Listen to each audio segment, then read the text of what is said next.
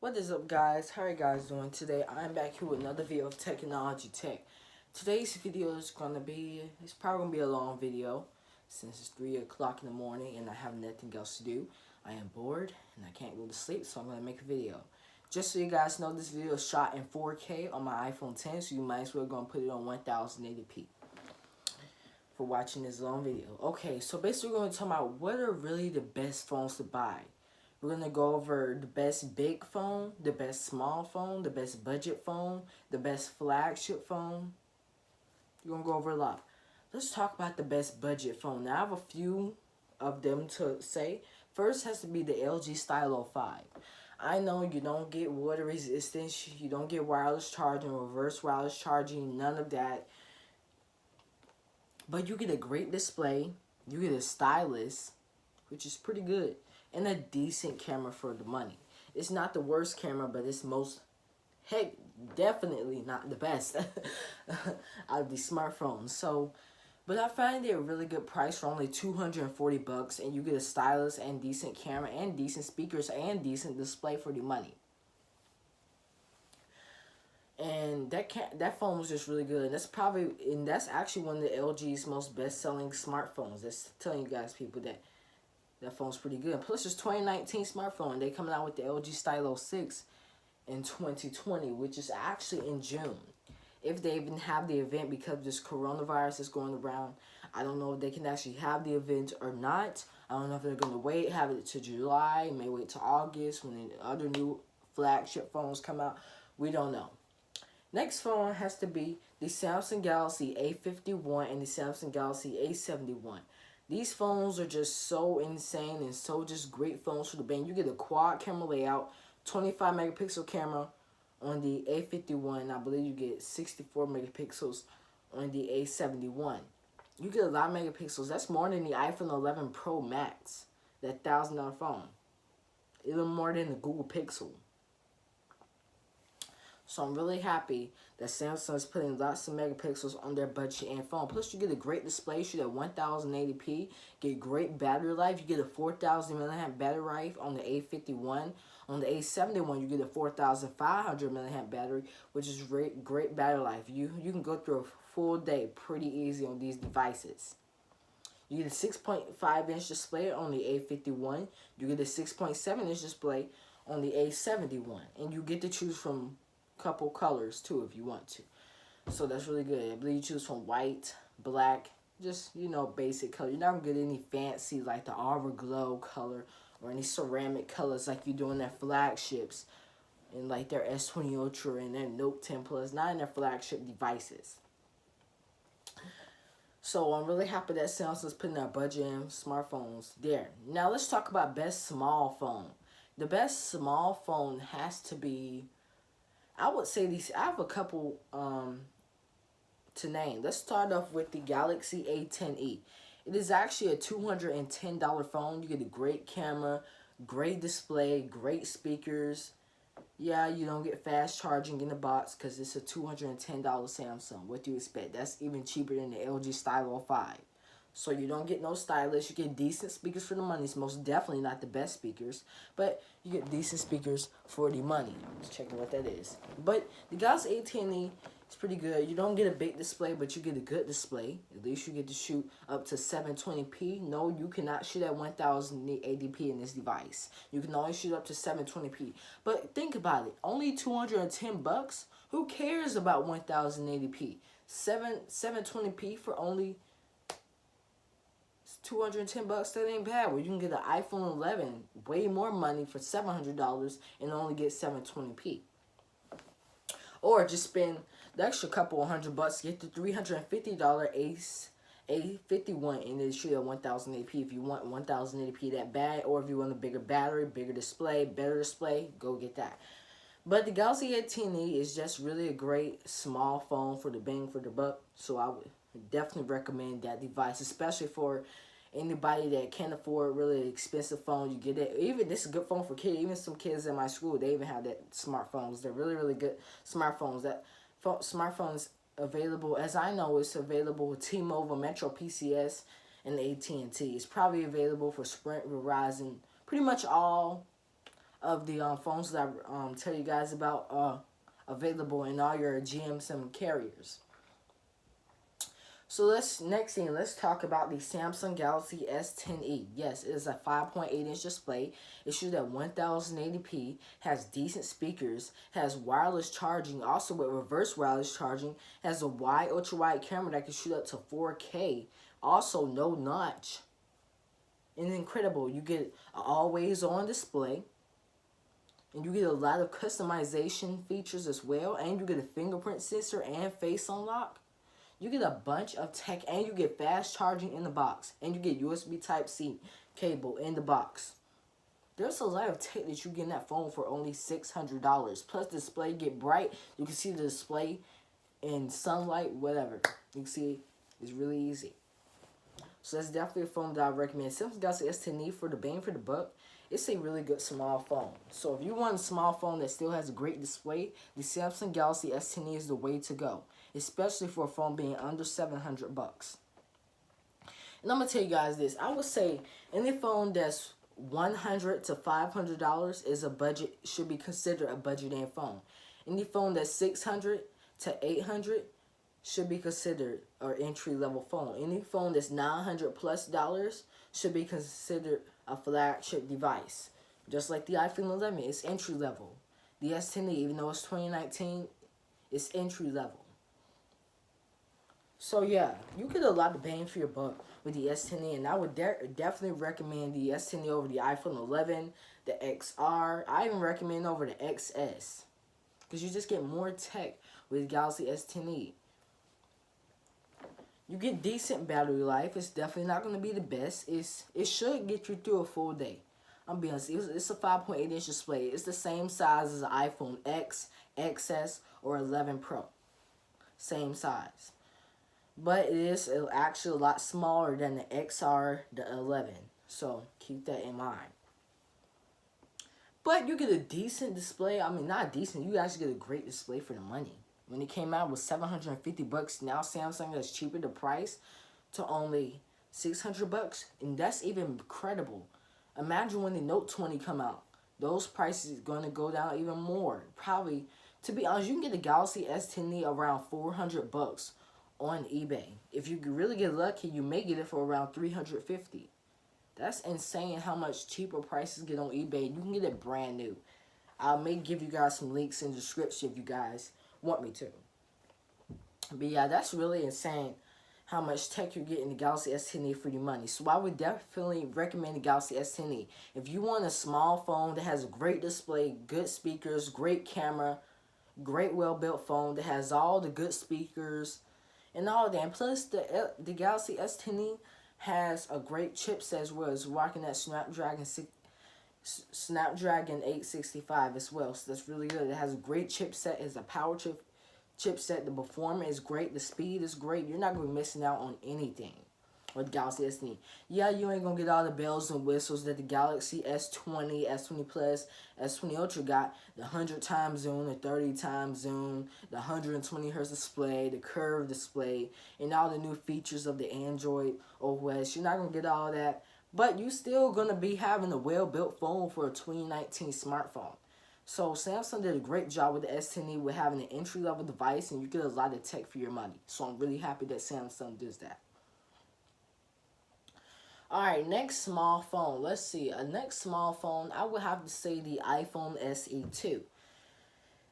It's a great small phone with a great camera. Now, there are some things that I don't like about it. $400, I feel like that's a little bit too expensive to not include a fast charger. When you can get a Galaxy S9 the same price, it has a fast charger. Or the S10e, just $200 more, it got fast charger. So I don't know why Apple has included fast charger for the iPhone SE2. I feel like $400. Every phone that came out in 2020, don't matter if it's a budget-end phone, I don't care. If the phone costs $2, I don't care. If it's 2020 smartphone, it need fast charging. It's 2020. We need fast charging. We're in the world right now. We need fast charging. We may be in an emergency. We need fast charging. That's why I'm happy that Samsung came out with reverse wireless charge. Now, if you're in an emergency, all you got to do is put your phone on the top of a Samsung, and it'll automatically charge your device, if your device is capable of wireless charging. And that's one thing that I have grace about Apple. Plus the LCD display and all the good. It can only shoot at 720p. It only has a 4.7-inch display, but it's a 4.7-inch display, and we're talking about small phones, so it's a great small phone for bang for the buck. So yeah, I would definitely recommend the iPhone SE2. It's $200 less than the S10. I mean, from the S10e, yeah. But it's the same price as Galaxy S9 and a little bit more expensive than the Galaxy S8 and S8 Plus. So yeah, the iPhone SE2, it has great speakers. That's one thing that's always good about iPhones. You get great security with S10e, so you do not have to worry about it because you get that fingerprint sensor. You get great speakers, so whenever you listen to music, watching a movie, you're going to be outstanding with the speakers. You get great camera, so whenever you're taking photos, taking video, especially taking video, or even portraits, because they have the new portrait mode on the new iPhone SE2. And plus it has that A13 chip. You got a 2020 smartphone. Plus, it's one of the newest iPhones you can get. So, the newer the iPhone you get, the longer it's going to last. So, the iPhone SE2 should last completely 4 to 5 years with no problems because it has 5 years of updates. Every time the newest iPhone comes out, it has 5 years of updates. And that's same. Just like my iPhone 10. It doesn't have 5 years of update. It has less years, about 2 years of updates. Now, since the iPhone 10 came out in 2017, now the 2020 iPhones are coming this year. The software update's going to go lower and lower. Like the iPhone 6s, this is the iPhone 6s last year of getting updates.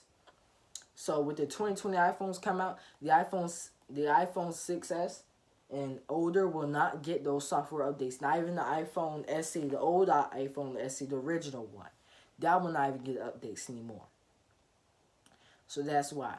So yeah, only phones that's iPhone 7 and up. So the iPhone 7, if you're watching this on the iPhone 7, 7 Plus, 8, 8 Plus, X, XS, XS Max, obviously the 11 and 11 Pro or 11 Pro Max, and obviously the SE2, you're still going to get updates for a few years.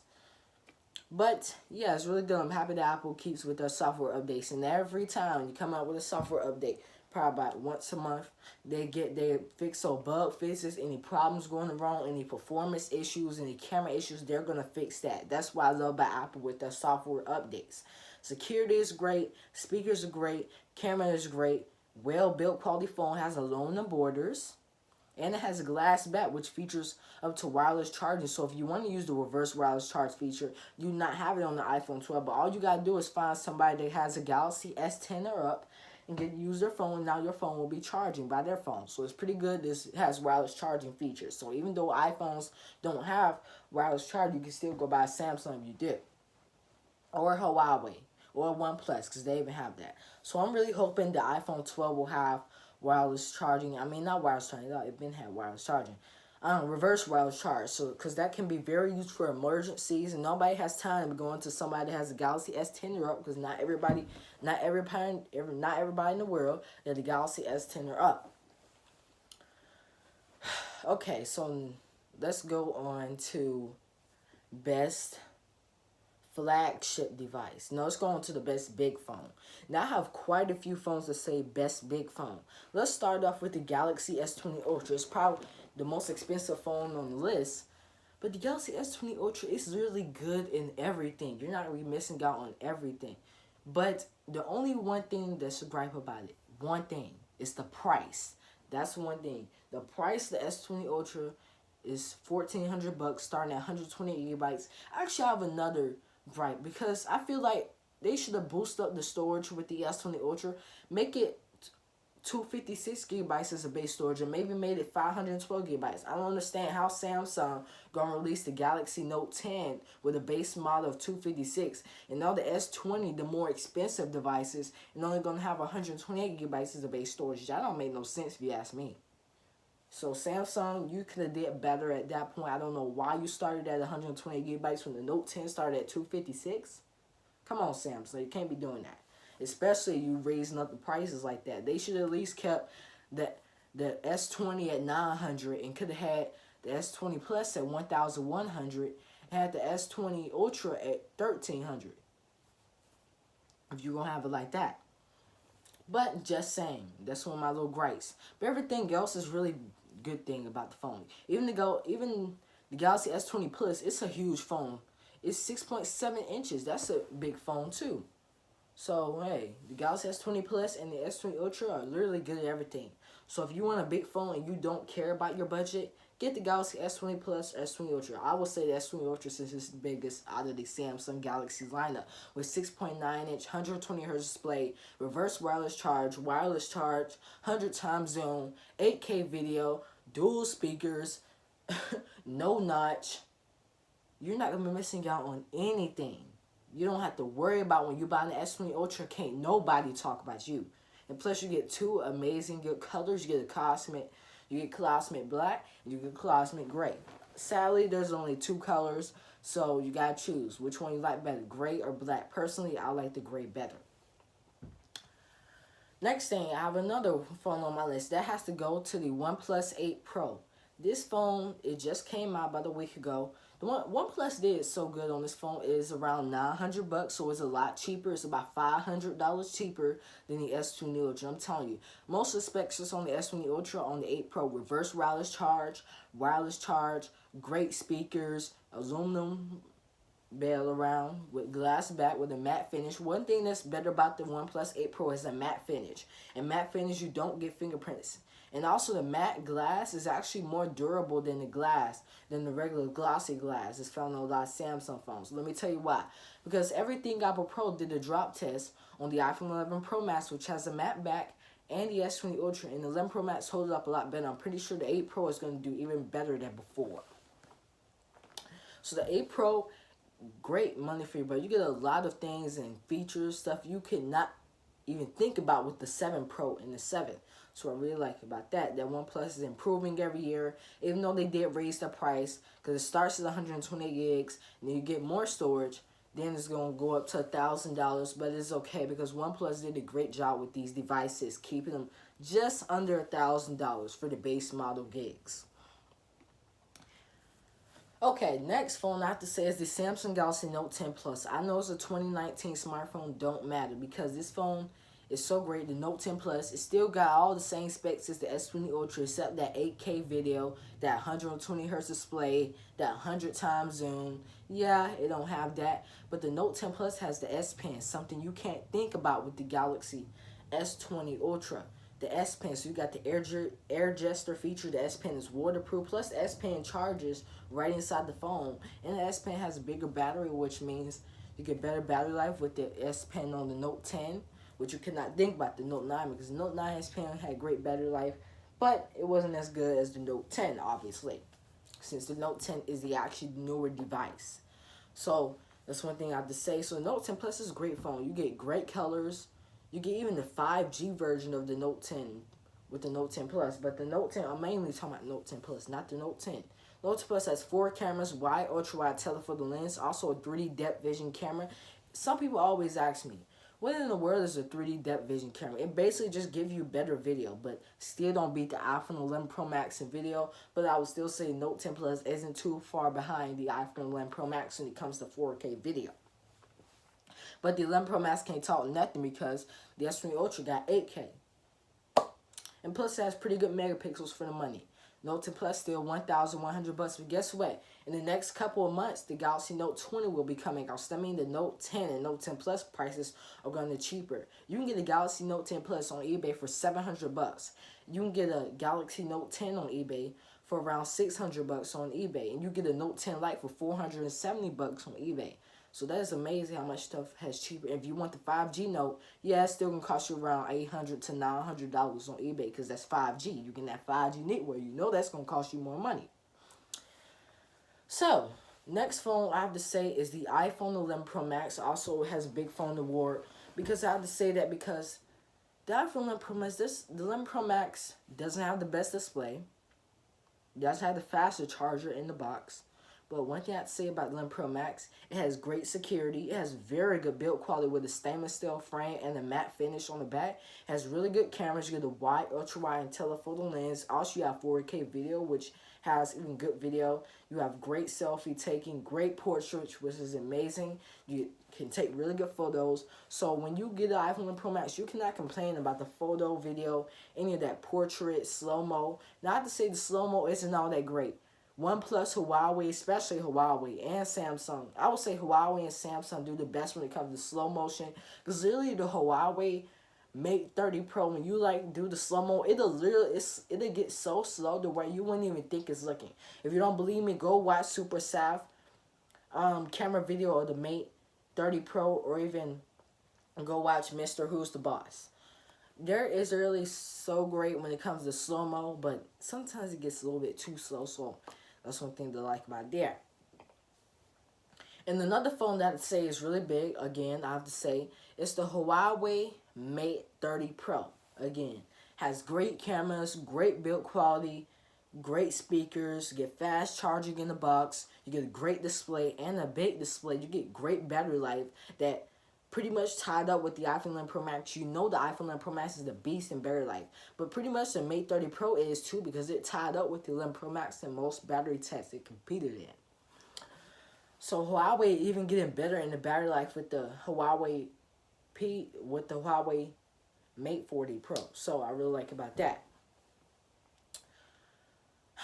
Next thing, let's talk about best flagship. Now I have a couple of phones to say. It's pretty much going to be the same big phones I've said, but it's going to be a little bit different. Let's talk about the Huawei P40 Pro Plus. This phone has like up to 7 cameras.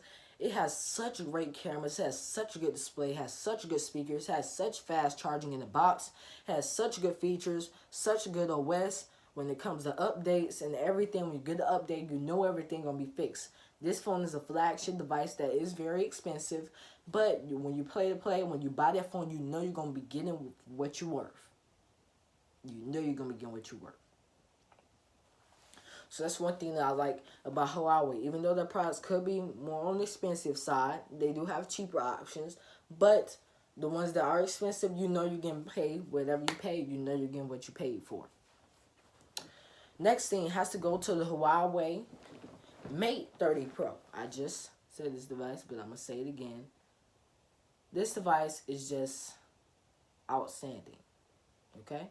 So the Huawei P40 Pro Plus and the Huawei Mate 30 Pro are my two favorite when it comes to flagships. Without the say the Samsung Galaxy S20 Ultra and the Samsung Galaxy Note 10 Plus were also great flagships, because you know Samsung is the best when it comes to displays and everything. So I'm not going to go over everything. I just go over that on all the other stuff. So I'm not going to go over that. Now I see the iPhone Pro Max is the best flagship also, because you get good build quality phone, great security, great OS, great everything except display, okay?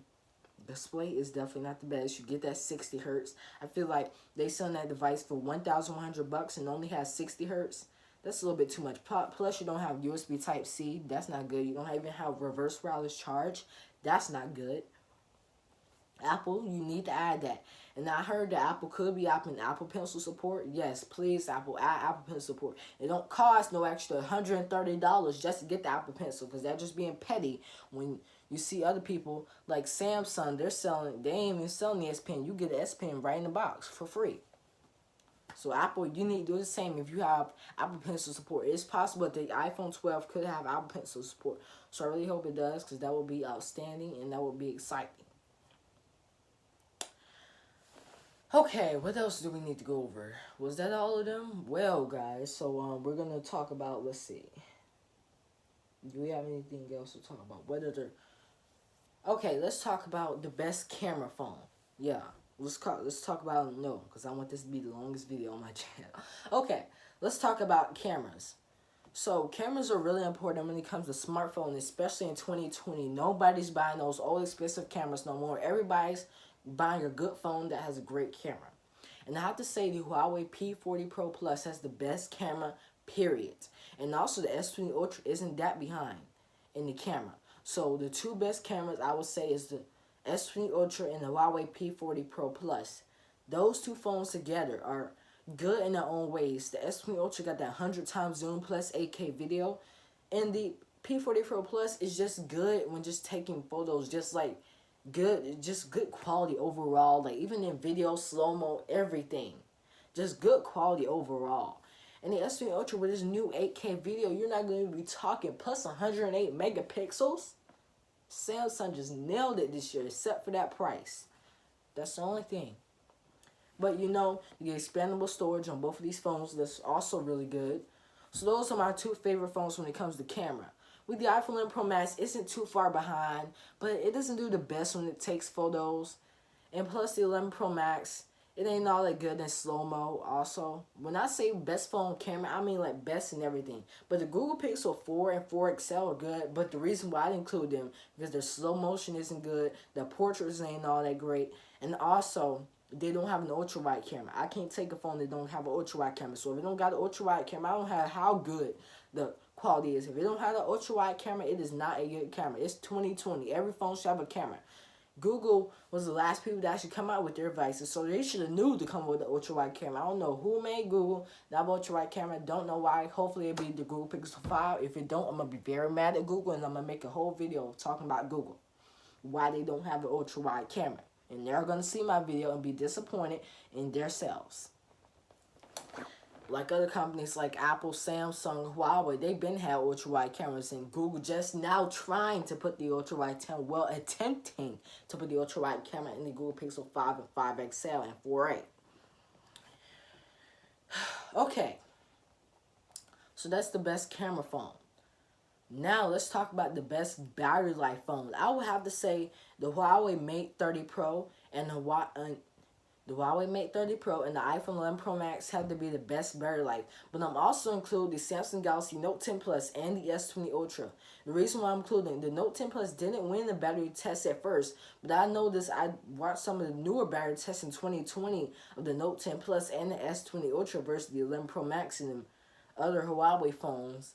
And I noticed that in software updates, the Note 10 Plus got better in battery life, and it slightly, and the Note 10 Plus got up with the 11 Pro Max and pretty much tied the 11 Pro Max. The S20 Ultra and the Note 10 Plus are now tied with the 11 Pro Max. So I have to say the S20 Ultra and Note 10 Plus have tied with the 11 Pro Max, but I have to say the Mate 30 Pro and 11 Pro Max were always tied back when they first came out in 2019, in late 2019 around September of last year. They both were great smartphones and great battery life as well. But I have to say Huawei is better when it comes to features and optimizations and hardware. And plus, you know, the features of Huawei. But Apple isn't too far behind. So that's one thing I like about best battery life phone. Next, then let's talk about best build quality phone. Now, I already said this. This has to be the iPhone 11 Pro Max. The iPhone 11 Pro Max has the best build quality. It has a stainless steel frame. Plus, you got that matte finish. It's really good when it comes to build quality. Apple is really, that's the main reason they probably selling these dog phones for so doggone much. Because the build quality. So build quality is just insane when it comes to the iPhones. You're not going to be missing out on anything. Build quality, can't nobody talk about you. And no Samsung person, no Google person, no OnePlus, they can't talk about you. They got aluminum, you got stainless steel. They can't talk about you. Okay? Now, yeah, they can talk about you about displays and stuff, but they cannot talk about you when it comes to build quality. You got the best build quality. Yeah, OnePlus copied Apple when it comes to matte, but don't matter. They don't got that stainless steel like Apple do. So that's one thing I say about that, you know. But that's one thing that I have to say. So when it comes to build quality, definitely the iPhone. Next thing, let's talk about. Now I'm about to give all overall worst phone in my opinion from years of 2019 and 2020. Now, this is actually a very hard question to figure out what phone was actually really bad. And this was really hard. Apple actually cheaper the iPhone 11 by $50. The XR was $750. The 11 was $700. And they improved a lot of stuff. I'm not going to say the iPhone 11 is a bad phone. It's a great phone. They literally cheaper the price, $50, and you get more. That's really insane. That's quite rare for Apple to do that. So you get more. You get that new ultra-wide camera. You're getting a new A13 chip. You're getting more software updates, you know, in the newer up-to-date phone. So I'm happy that Apple did do that. So that's pretty cool. But to say the worst phone, I would have to say is the Google Pixel 4 and 4 XL. Not only me was disappointed, MKHD was disappointed. Mr. Who's the Boss, Super Sav, they were also disappointed in the Google Pixel 4 and 4 Excel. They're not bad phones. They have 90 hertz display. They're pretty good. They're pretty good when it comes to photos and videos. They're decent, but no ultra wide camera, and just the tech that you get in the phone isn't worth the price of $800+. That's just a little bit too expensive. Even though it ain't as expensive Apple's iPhone 11 Pro and 11 Pro Max and Samsung's Note 10 and Note 10 Plus and their S20 lineup, but it's still too expensive in the bang for the buck. I feel like Google Pixel 4 should be at least $600, and the Google Pixel 4 XL should be $700. It shouldn't be that expensive because the amount of tech, it's not that much tech you get in that phone for the price. You paying $800+ when you could spend that same money and get a Galaxy S10, which is only $750, cheaper than both Pixel 4 and 4 XL, and you get more cameras, better display, better speakers, a better build quality phone. You get reverse wireless charge, and you get more storage, and you get expandable storage, and you're just getting a better phone overall. Stuff that you cannot even think about getting in the Google Pixel 4 and 4 XL. So Google, please step up your game this year. I heard the Google Pixel 5 could have a turnaround. They could just go better. I don't know, because Google has always been great coming when it comes to photos. Just Google, just step up your game this year. That's all I have to say. So that's, I hate to say Google Pixel 4 because it's not really a bad phone, but compared to all the other phones that came out this year, I will have to call it bad. But overall, it's not really a worse phone. Yes, people are going to buy it. Yes, people are still going to buy it. The main reason I would say you buying the Google Pixel is supposed to take photos. And if you don't care about the ultra-wide camera, then gone. If you're a Google Pixel fan, gone. But the battery life also wasn't all that great. The Google Pixel 4 and 4 XL battery life hasn't always been great. Google phones really haven't always been the best when it came to battery life. Apple made a turn down with the 11 Pro Max for this best battery life. Samsung also did good with their new S20 Ultra and their Note 10 Plus with their software updates and made the battery life even better, especially if you get the Snapdragon version. Then the Exynos version of Samsung's battery life isn't all that good. You don't get all those latest features like you do on the Snapdragon. But you do still get pretty much the same things. But yeah, so yeah, this one phone I have to say is the best battery life and the most worst phone. Okay, so guys, that's gonna do it for this video. I told you guys it's gonna be a long video. This video is really 32 minutes long, about to be 33 minutes long. Hope you guys enjoyed this video. Don't forget to like and subscribe and comment down below so I can give you a shout out. If you have any questions, comments, and concerns, leave them down below because I would love to answer them. See you guys in the next video that I post. Stay safe out there.